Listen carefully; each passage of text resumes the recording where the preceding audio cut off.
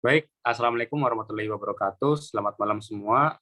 Perkenalkan kami dari kelompok 4, pengukuran teknik data akuisisi, bimbingan dosen Mbak Fitrian. Di sini kami akan menjelaskan diskusi kami mengenai force, torque, strain, measurements. Next.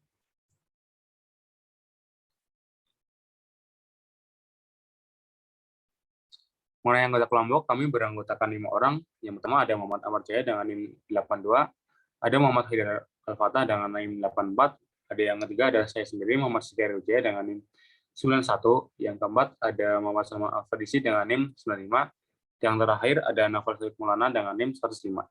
Next.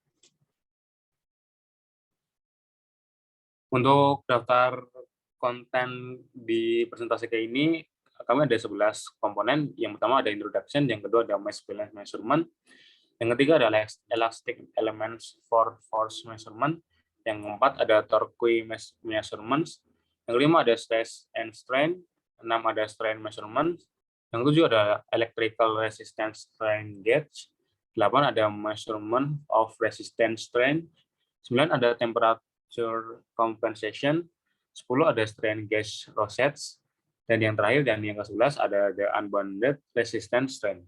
Next. Yang pertama ada introduction. Nah, jadi kan mengenai gaya torsi dan gaya dan torsi. Yang pertama adalah gaya secara matematis merupakan vektor. Ya, secara fisik gaya adalah dorongan atau tarikan yang diarahkan. Nah, menurut hukum 2 Newton untuk partikel massa konstan, gaya sebanding dengan massa dan kecepatan. Dengan demikian rumusnya yang kita tahu sehari-hari itu kan ada F kali MA. Nah, untuk kali ini dalam dunia perkuliahan, F sama dengan 1/GC kali MA. Nah, istilah 1/GC ini adalah konstanta proporsionalitas. Nah, ketika gaya dinyatakan dalam LPF, massa dalam LBM, dan kecepatan dalam FT per second kuadrat, GC memiliki nilai 32,1739 LBM FT per LBF kali second kuadrat, dan secara numerik sama dengan percepatan gravitasi di permukaan laut. Nah, dalam sistem SI, GC bernilai 1 kg M Newton per second kuadrat. Nah, kenapa sering dinyatakan dalam hukum 2 Newton F sama dengan M kali A? Karena nilai dari 1/GC itu sama dengan 1, jadi kayak dianggap tidak ada gitu. Nah, kemudian untuk berat atau W adalah kekuatan yang diberikan pada tubuh dengan kecepatan gravitasi di permukaan laut, sehingga F sama dengan W sama dengan mg/GC.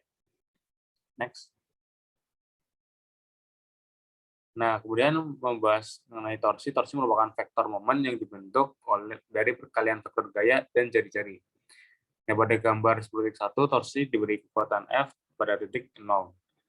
Didapatkan pada gambar secara matematis, torsi dirumuskan tau sama dengan F kali R, dan apabila terdapat sudut sama dengan F kali R sin theta. Nah, dalam sistem satuan internasional, torsi dinyatakan dalam satuan Newton meter, sedangkan dalam sistem bahasa Inggris, unit umum adalah foot-pounds force. Nah, massa ini mewakili sejumlah materi dan merupakan sifat inersia yang terkait dengan gaya berdasarkan ekuivalen pada figur 10.1. Dengan demikian, massa bukan termasuk properti fisik yang diukur secara langsung. Ditentukan melalui pengukuran gaya atau dibandingkan dengan standar massa. Next. Dan pembahasan topik kedua ada mass balance measurement atau keseimbangan pengukuran massa. Next. Nah, didapatkan pada skema pada gambar di samping, pada skema 10.2, lengan keseimbangan berputar di sekitar titik tumpu pada titik 0 dan ditunjukkan dalam posisi tidak seimbang yang berlebihan seperti ditunjukkan oleh sudut sebesar kita sebut delta ya. Nah, titik G ini mewakili pusat gravitasi lengan dan DG adalah jarak dari titik 0 ke titik W. Dan WB adalah berat lengan keseimbangan dan pointer. Nah, ketika W1 sama dengan W2, delta akan menjadi 0 dan berarti keseimbangan massa tidak berpengaruh dalam pengukuran. Jadi, poinnya adalah di sini ada sebuah ketidakseimbangan massa sehingga delta-nya itu ada. Dan apabila delta-nya tidak ada, berarti keadaannya itu adalah seimbang. Next. Nah, kemudian mengenai keseimbangan tadi, kita sering didapatkan komponen sensitivitas keseimbangan. Nah, apa itu sensitivitas keseimbangan? Sensitivitas keseimbangan adalah ukuran perbedaan sudut delta per unit yang tidak seimbang dalam dua bobot, W1 dan W2. Dinyatakan secara analitis hubungan ini adalah S sama dengan delta per W1 min W2 atau L per W1 plus W2 kali dB plus WB kali dG. Nah, saat equilibrium, apa sih itu equilibrium? Nah, equilibrium itu saat W1 mendekati W2. Jadi, W1 tidak sama dengan W2. Nah, didapatkan S sama dengan L per WB kali dG plus W plus 2 WdB. Nah, jika lengan keseimbangan dibentuk sehingga dB sama dengan 0, kita mendapatkan rumus sensitivitas keseimbangan L per WB dikali dG. Next. Selanjutnya dijelaskan oleh teman berikutnya. Terima kasih. Oke, untuk yang selanjutnya ada elastic element for force measurement atau elemen plastik untuk pengukuran gaya.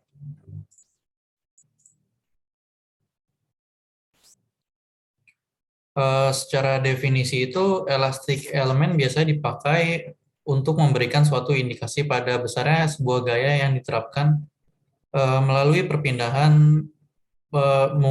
pengukuran perpindahan. Untuk elastic element for force measurement itu ada dua jenis, yaitu simple elastic element seperti pada gambar 10.3, dan jenis yang kedua yaitu cantilever elastic element seperti yang ditunjukkan pada gambar 10.4. Untuk persamaan dari elastic element for force measurement ini ada tiga, yaitu F sama dengan K dikalikan dengan Y. Yang kedua itu ada F sama dengan A dikalikan dengan E per L dikalikan dengan Y. Dan yang ketiga itu ada F sama dengan 3 dikalikan dengan E dikalikan dengan L dikalikan dengan Y per L pangkat 3. Dengan F itu force, kemudian K itu merupakan konstanta pegas, yaitu delta panjang atau perubahan panjang, A itu luas permukaan atau luas penampang, L itu adalah panjang, dan E itu modulus Young. Untuk perangkat yang lain yang biasa digunakan dalam pengukuran gaya adalah thin ring, seperti yang digambarkan pada gambar sebelah kiri.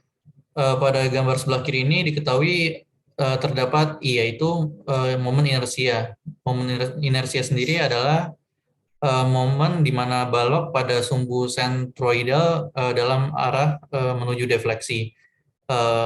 Thin ring ini cocok digunakan sebagai transducer gaya jika akurat dan menunjukkan terjadinya suatu perpindahan. Persamaan yang dipakai yaitu adalah F sama dengan 16 dikalikan dengan E dikalikan dengan I dikalikan dengan Y dibagi dengan pi per 2 dikurang dengan 4 per pi dikalikan dengan D pangkat 3, dengan D itu merupakan diameter cincin dan I merupakan momen inersia. Selanjutnya digambar pada figur 10.6 ini merupakan proving ring. Proving ring sendiri itu adalah transducer cincin yang menggunakan mikrometer sensitif untuk pengukuran defleksi seperti ditunjukkan pada gambar 10.6 ini. Untuk mendapatkan pengukuran yang presisi, salah satu tepi mikrometer ini dipasang pada perangkat getar atau R yang kemudian dipetik untuk mendapatkan suatu gerak getar. Kontak mikrometer kemudian bergerak maju sampai redaman getaran dapat kita amati. Metode ini dapat dilakukan dalam besaran yaitu kurang lebih 0,0002 inci. Proving ring ini digunakan sebagai standar kalibrasi untuk mesin pengujian tarik yang berskala besar. Selanjutnya ada gambar ini merupakan electrical resistance strain gauge yang ditunjukkan pada gambar di bawah. regakan permukaan dapat diukur pada electrical resistance strain gauge. Output yang dihasilkan pada strain gauge ini dapat diambil sebagai indikasi dari impressed force. Kemudian dari electrical resistance strain gauge ini memiliki masalah utama, yaitu momen akan impress pada saat elemen elastik karena diakibatkan oleh eccentric loading. Hal ini dapat menghasilkan perubahan pada distribusi regangan dasar yang diukur dengan strain gauge. Ada sarana untuk mengkompensasi efek ini atau mengurangi efek ini melalui pemasangan beberapa pengukur yang kemudian saling berhubungan dengan benar untuk membatalkan deformasi yang dihasilkan dari suatu momen impresi. Nah, selanjutnya ada torque measurement yang akan dijelaskan oleh teman saya. Ya, selanjutnya akan menjelaskan mengenai pengukuran torsi. Next.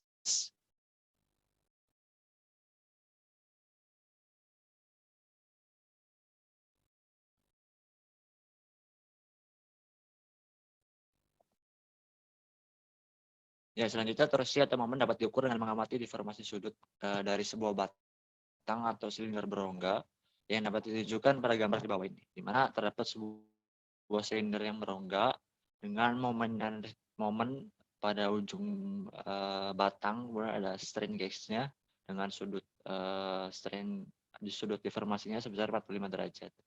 Nantinya momen ini dapat ditulis dengan persamaan M sama dengan Pi kali G kali R0 pangkat 4 dikurangin RI pangkat 4 per 2 LP, di mana G adalah modulus elastisitasnya, R0 adalah jari-jari dalam, RI adalah R0 adalah jari-jari luar, RI adalah jari-jari dalam, kemudian L adalah panjang silindernya, dan P adalah defleksi sudutnya. Next. Nah, kemudian untuk persamaan modulus geser elastisitasnya ini dapat dirumuskan dengan G sama dengan E per 2 kali 1 plus mu, di mana nantinya mu itu adalah rasio dari Paschen yang memiliki nilai sekitar 0,3. Jadi stres gas yang melekat pada sudut 45 derajat ini akan menunjukkan strain atau regangan sebesar epsilon 45 derajat, sedangkan kurang plus minus M kali R0 per PG kali R0 pangkat 4 dikurangin RI pangkat 4. Jadi sebuah pengukuran torsi ini terdapat dua macam yang sangat terkenal. Yang pertama yaitu dengan Remproni, di mana pengukuran torsi dan disipasi daya dari mesin. Nantinya torsi ini akan dirumuskan pada Remproni ini pada T sama dengan F dikali L, di mana F adalah beban yang terjadi, kemudian L adalah panjang lengan dari sebuah alat front brakes ini. Next. Kemudian yang alat kedua adalah dinamometer DC Cradlet, yaitu perangkat yang paling banyak digunakan untuk pengukuran daya dan torsi pada mesin pembakaran internal, pompa, turbin uap kecil, atau tenaga makanan. Gambarnya ada pada figur 10.9 ini, di mana terdapat sebuah DC motor pada lengan dengan momen pada ujung pada batang yang menganut pada DC motor ini, di mana nantinya dinamometer ini diukur dengan momen dan daya keluaran yang dihitung dengan persamaan P sama dengan 2Pi kali Tn per 33.000 HP. Next.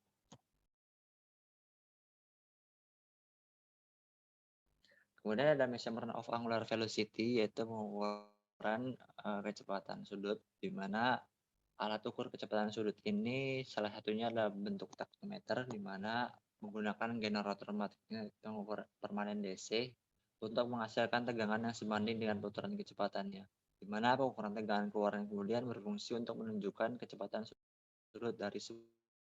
Yang kedua ada metode optik, di mana nantinya lampu strobo melintas pada poros atau objek yang berputar.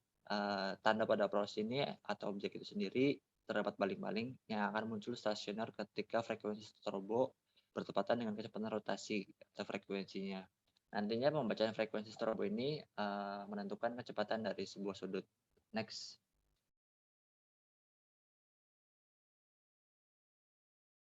Kemudian ada stress and strain atau tegangan dan regangan. Selanjutnya,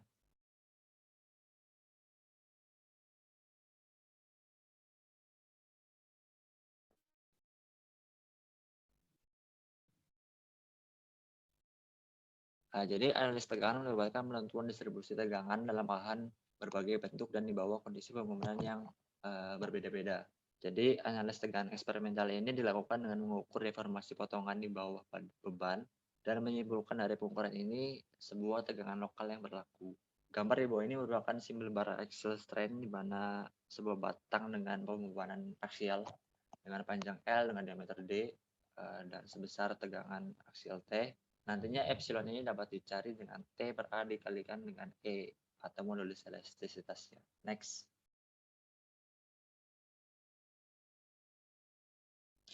Jadi ketika beban diterapkan sedemikian rupa pada gambar di atas, di mana nanti tegangan tidak melebihi batas elastisitas materialnya, regangan aksialnya akan bernilai epsilon sama dengan T per A per E atau sama dengan tau A per E, di mana tau A adalah stres aksial dan E adalah modulus Youngnya. Kemudian nanti satuan strain atau regangan aksial ini atau epsilon A didefinisikan oleh hubungan epsilon A sama dengan dl per L.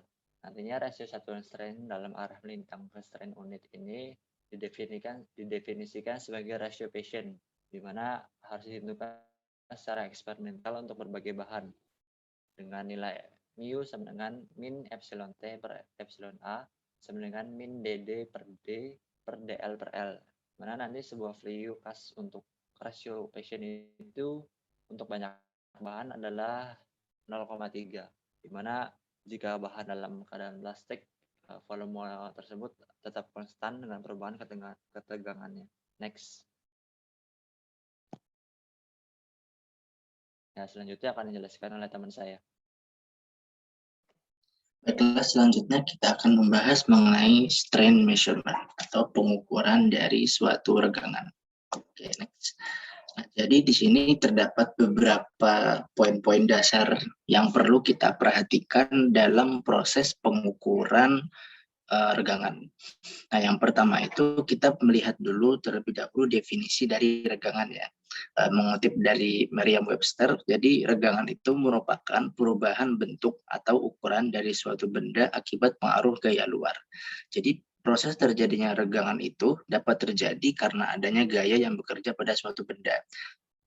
Untuk gaya yang bekerja pada benda itu bisa dibagi menjadi dua ya. Ada gaya yang saling tarik-menarik ataupun gaya yang saling tekan. Jika gayanya saling tarik-menarik, maka akan menghasilkan perubahan bentuk benda yang mengalami perbesaran, dan jika gayanya saling tekan, maka akan menyebabkan penyusutan ukuran dari suatu benda. Nah, kemudian selanjutnya itu kita melihat definisi dari deformation sensitivity. Untuk besar deformation sensitivity sendiri adalah deformasi minimal yang dapat dibaca oleh suatu instrumen pengukuran. Jadi seberapa kecil deformasi yang dapat dibaca oleh suatu instrumen itu menentukan nilai deformation sensitivity. Semakin kecil deformasi yang terjadi yang dapat dibaca, maka sensitivitasnya semakin tinggi. Dan sebaliknya, apabila dari deformasi yang kecil itu tidak dapat terbaca oleh suatu instrumen itu, maka nilai sensitivitasnya menjadi berkurang. Dan selanjutnya itu strain sensitivity.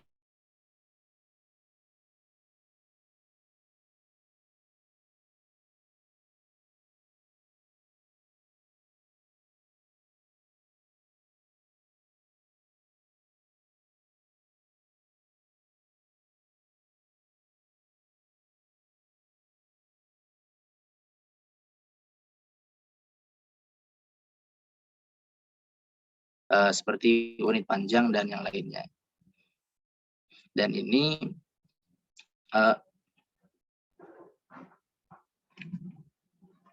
ini slide-nya.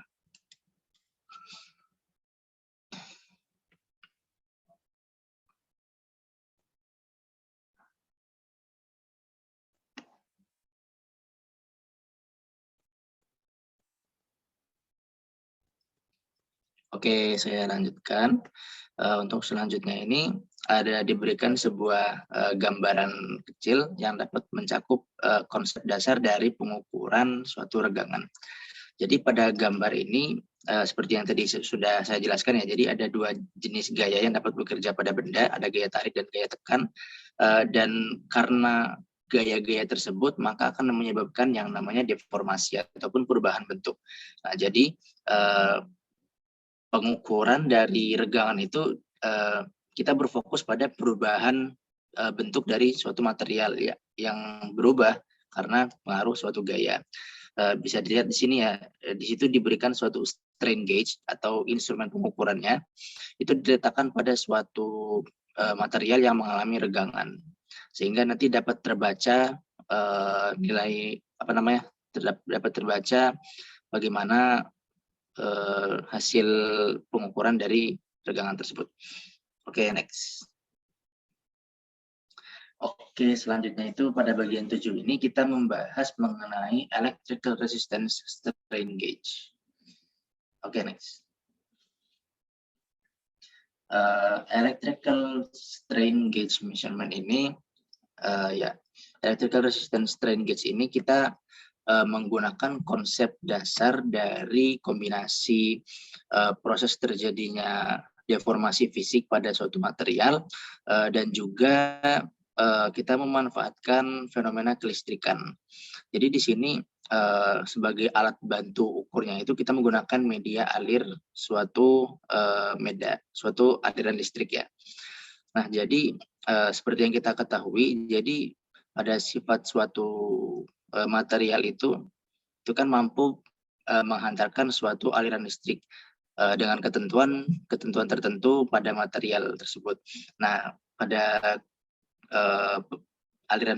pada material tersebut apabila dapat mengalirkan listrik, ada beberapa ada beberapa karakteristik yang mempengaruhi kemampuan aliran listrik dalam material tersebut. Nah, untuk mengetahuinya kita bisa lihat persamaan yang terdapat pada slide itu, yaitu besar resistensi suatu aliran listrik itu dipengaruhi oleh 3 faktor. Yang pertama itu adalah rho ataupun besar densitas, yaitu massa jenis dari suatu material, dan kemudian L sendiri, L adalah panjang dari suatu material tersebut, dan A adalah luas dari luas penampang dari material tersebut. Nah, karena adanya variabel-variabel tersebut yang mempengaruhi besar suatu resistensi aliran listrik, maka kita dapat menurunkan persamaan tersebut menjadi persamaan di bawah ini, yang itu yaitu besar DR dibagi dengan R sama dengan besar perubahan dari densitas dibagi dengan densitas awalnya ditambahkan dengan perubahan panjang dibagi dengan panjang awalnya dikurangi dengan perubahan luas penampang dibagi dengan penampang awalnya. Di situ kita menggunakan tanda minus karena perbandingan besar resistensi dengan besar luas penampang itu berbanding terbalik ya. Jadi semakin besar luas penampangnya maka resistensinya semakin kecil, dan apabila luas penampangnya semakin kecil maka resistensi yang terjadi akan semakin besar. Nah, setelah kita melihat dari persamaan tersebut, maka kita akan mendapatkan besar suatu gauge factor, yang mana ini merupakan salah satu persamaan penting yang dapat digunakan dalam proses pengukuran regangan yang memanfaatkan media electrical resistance ini, yaitu sebesar F sama dengan perubahan dari besar resistensi dibagi dengan resistensi awalnya dibagi dengan epsilon A. Dan kemudian kita bisa melihat pada deformasi tertentu kan melibatkan suatu Poisson ratio, yaitu terjadinya proses deformasi yang tidak hanya melibatkan satu sumbu ya, bisa melibatkan 2 sumbu atau lebih. Itu sangat diperlukan sekali analisis terhadap suatu Poisson ratio, sehingga untuk besar gauge factor yang kita dapatkan apabila dikombinasikan dengan besar suatu Poisson ratio-nya, maka bisa didapatkan persamaan di bawah paling kiri bawah ini. Dan untuk gambar di sebelah kanan itu diberikan sebuah contoh ya, contoh dari alat ukur ataupun instrumen pengukuran dari electrical resistance strain gauge. Untuk skemanya, untuk diagramnya sendiri terdapat di bagian bawah ya. Jadi terdapat dua kabel ini sebagai media alir dari aliran listrik tersebut, dan terdapat dua seperti kayak tempat meletakkan kisi-kisi itu, atau kita bisa sebutnya grid, itu merupakan fixed solder. Dan kemudian aliran listrik ini kan tentunya akan mengalir pada grid tersebut. Nah, jadi karena grid tersebut kan alat ukurnya itu terletak pada material yang mengalami regangan, sehingga alat ukur ini akan membaca besar dari suatu regangan tersebut dengan terjadinya perubahan karakteristik aliran listrik yang mengalir pada instrumen tersebut. Oke, next. Dan ini merupakan tabel yang dapat dilihat oleh teman-teman semua. Ini merupakan contoh beberapa alat ukur electrical resistance yang sudah tersebar di pasaran ini. Masing-masing dari alat ukur tersebut memiliki karakteristik yang berbeda, karena mereka juga terbuat dari material yang berbeda. Ada yang terbuat dari kombinasi 1 sampai 2 material atau lebih, dan memiliki masing-masing sifatnya yang unik dan masing-masing kelebihan dan kekurangannya. Oke, selanjutnya. Setelah kita melihat penjelasan sebelumnya mengenai electrical resistance strain gauge tadi, maka kita perlu mengetahui bagaimana cara mengukur suatu pengukuran strain gauge dari electrical resistance strain gauge itu. Oke, next. Oke, jadi untuk dapat menganalisis suatu electrical resistance ini, kita perlu memperhatikan beberapa asumsi awal dari karakteristik yang terjadi akibat deformasi suatu benda.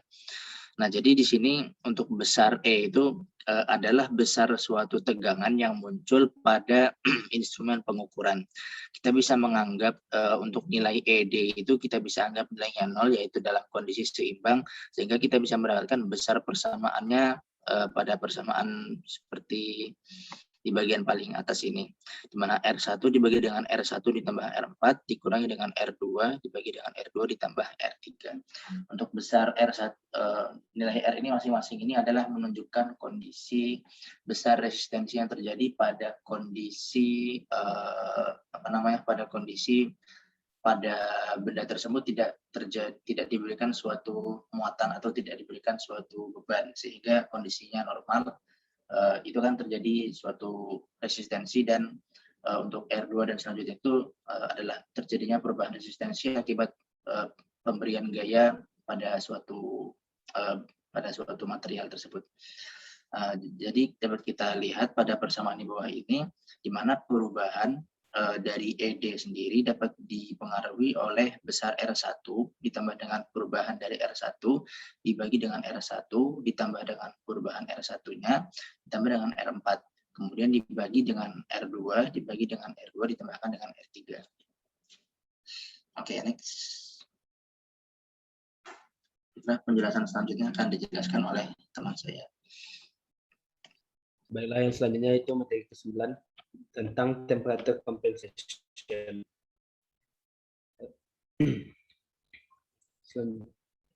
Temperature compensation atau kompensasi suhu umumnya tidak mungkin menghitung koreksi untuk efek suhu pada gauge strain. Akibatnya, kompensasi dilakukan secara langsung melalui pengaturan eksperimental. Pengaturan kompensasi seperti itu ditunjukkan seperti gambar yang berada di bawah, dan gauge 1 dipasang pada spesimen uji, serta gauge 2 dipasang pada bahan serupa yang tetap tidak ternoda selama pengujian, tetapi pada suhu yang sama dengan benda uji. Pada gambar tersebut, setiap perubahan resistansi G1 karena suhu dapat dibatalkan oleh perubahan serupa dalam resistansi G2. Dan rangkaian jabatan yang mendeteksi kondisi tidak seimbang dihasilkan hanya dari regangan yang dikenakan pada G1. Selanjutnya. Yang selanjutnya itu strain gauge process test. Selanjutnya.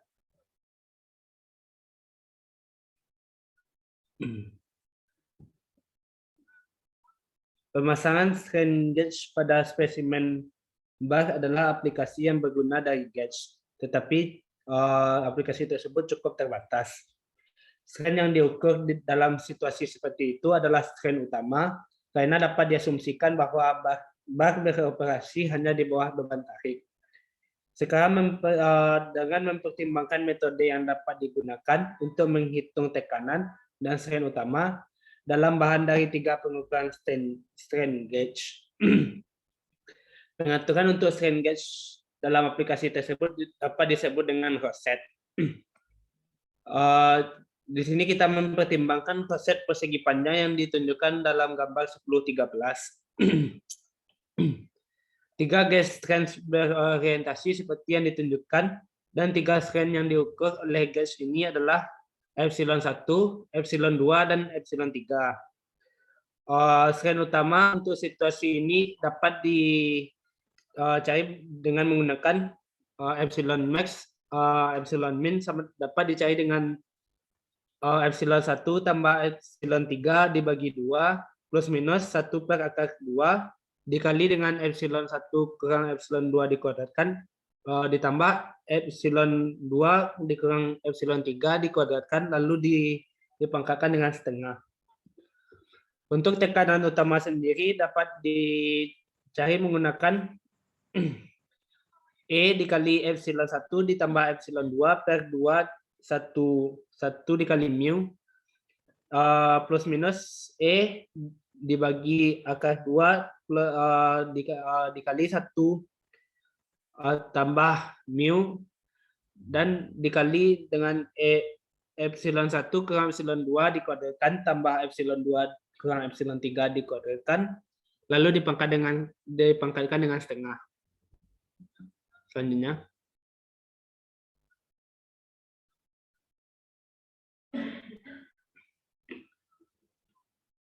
Slide selanjutnya.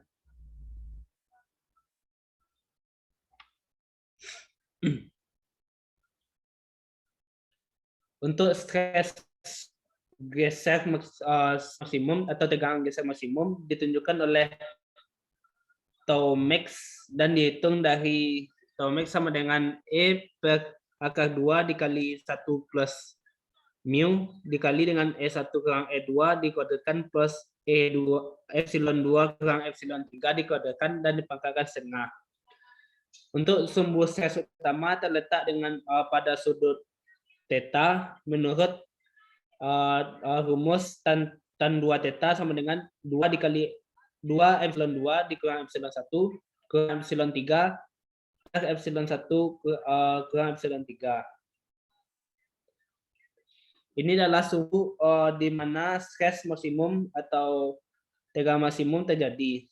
Sudut theta akan terletak di kuadran pertama jika epsilon 2 besar dari epsilon 1 tambah epsilon 2 per 2 dan di kuadran kedua jika epsilon 2 kurang dari nilai ini.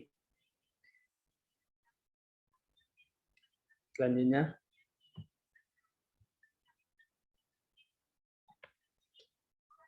Untuk jenis lain dari strain gauge rosette ini yang umum digunakan adalah delta rosette yang ditunjukkan pada gambar 10-14. Untuk mencari strain utama dalam hal ini diberikan oleh epsilon 1 tambah epsilon 2 ditambah epsilon 3 dibagi 3 plus minus akar 2 per 3 lalu dikali epsilon 1 kurang epsilon 2 dikuadratkan tambah epsilon 2 kurang epsilon 3 dikuadratkan dan ditambah epsilon 3 dikurang epsilon 1 dikuadratkan lalu dipangkatkan dengan setengah.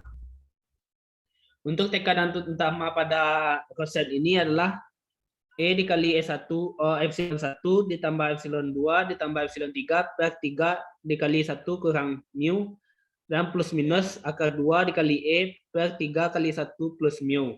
Lalu dikalikan dengan epsilon 1 kurang epsilon 2 dikuadratkan tambah epsilon 2 kurang epsilon 3 dikuadratkan dan epsilon 3 kurang epsilon 1 dikuadratkan lalu dipangkatkan dengan setengah. Untuk sumbu stres geser maksimum pada delta koset ini dihitung dari tau max sama dengan akar 2 dikali E per 3 dikali 1 tambah mu, lalu dikali dengan epsilon 1 kurang epsilon 2 dikuadratkan, tambah epsilon 2 kurang epsilon 3 dikuadratkan, tambah epsilon 3 kurang epsilon 1 dikuadratkan dan dipangkatkan dengan setengah. Untuk sumbu stres prinsipal terletak sesuai dengan rumus tan 2 theta sama dengan akar 3 dikali epsilon 3 kurang epsilon 2 dan per 2 epsilon 1 kurang epsilon 2 dikurang epsilon 3. Untuk sudut theta akan berada di kuadran pertama jika epsilon 3 besar dari epsilon 2 dan di kuadran kedua ketika epsilon 2 besar dari epsilon 3. Perlu disebutkan bahwa gas strain resistensi ini mungkin sensitif terhadap strain transversal serta aksial. Untuk perubahan resistansi yang dihasilkan oleh strain melintang bagaimanapun biasanya kurang dari 2 atau 3% dari perubahan yang dihasilkan oleh strain aksial. Selanjutnya akan dijelaskan oleh teman saya. Baik, selanjutnya sebuah yang terakhir yaitu the unbounded resistance strain.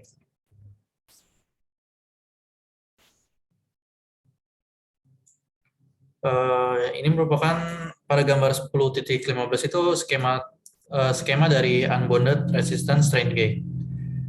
Alternatif pengukuran resistan ini yaitu dinamakan dengan unbounded resistance strain. Mekanismenya yaitu pada gambar ini adalah pegas memegang dua plat dalam posisi dekat, sementara filamen kawat halus membentang di sekitar pin pemasangan. Nah, pin pemasangan ini harus kaku karena berfungsi sebagai isolator listrik. Kemudian ketika plat A bergerak terhadap plat B, tekanan dikenakan pada filamen ini yang dapat dideteksi melalui pengukuran perubahan resistansi. Prinsip ini telah diterapkan pada akselerasi dan transducer tekanan diafragma dengan memiliki keberhasilan yang baik. Kemudian perpindahan gauge ini yang dapat diizinkan yaitu sebesar plus minus 0,00 sebesar kurang lebih 0,0015 inci atau sekitar 0,038 mm dengan diameter kawat yang biasa digunakan yaitu kurang dari 0,001 inci atau kurang dari 0,025 mm. Untuk skemanya seperti ditunjukkan pada gambar berikut. Cukup sekian presentasi dari kelompok 4, kurang lebihnya mohon maaf.